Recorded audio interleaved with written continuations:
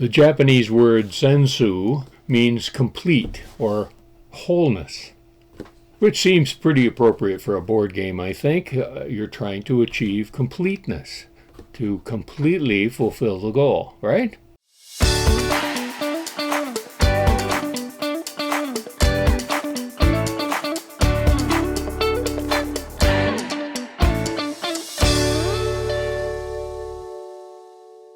Well, hello there, and thanks for dropping in again.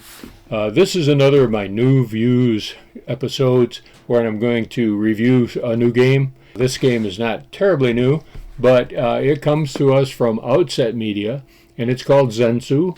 It is a two-player abstract strategy game, and it has a very Japanese feeling to it. And it has a very popular goal to the game, and that is to get at least one of your pieces to the opposite side of the board. Now, they could have given the pieces names like Daimyo or Ronin or something like that, but they just called them Piece 1 and Piece 2, which makes it very easy to learn because there's no question what pieces you're talking about, and the powers of the pieces are printed right on the front of these little wooden pentagonal shapes. The board is a nice little compact shape here of a 6x9 array with a little bit of Japanese flavored artwork on here. The pieces are set up as I show them here. The far row from me is a 1s, and the near row are 2s. The 1s, as you can see on this close-up, they have the direction of movement printed right on the pieces, and the number of spaces that can be moved with each piece. The 2 has a different selection of movement possibilities. That gives this game a great feature in that you can sit down and start playing right away. There's not a lot of depth to the rules, not a new language or a new iconography to learn. Everything's right there before you. The only tricky part is the jumping, and so I'll have to show you some detail on that. All moves are orthogonal, as indicated by the arrows, and only one piece can occupy a space. Opposing pieces are captured by two methods, sometimes in the same turn. You can capture by displacement. That is, an opposing piece that is landed upon is captured and removed from the game. Or you can capture by jumping, the usual straight jump to an empty space beyond. You can jump over your own pieces without effect, and even when they're in line with the opposing pieces. So a move can be like this: jumping over your own piece or pieces in a single turn.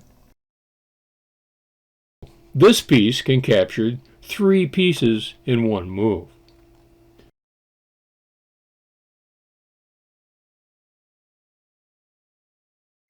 And this piece can capture these 2. Pretty interesting. There are no chain jumps allowed, no additional bonuses, and jumps are not mandatory. And again, the goal is simply to get one of your pieces into your opponent's home row. The challenging bit is just in visualizing all these different possibilities that you can achieve by these very simple movements. That simplicity being 1, 2, 3, or 4 in the direction that's indicated. Seems like it would be too simple, but it's clever and certainly playable.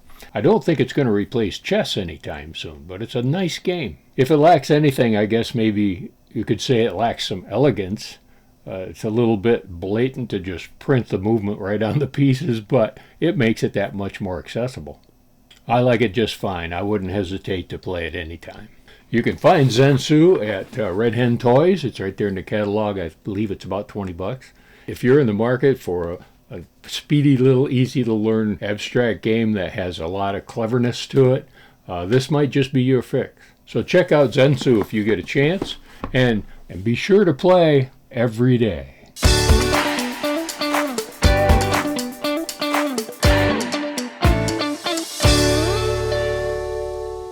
Let me say thanks again to my friends at Outset Media for sending me the game to review. Appreciate that very much. If you're enjoying these little reviews, be sure and let me know.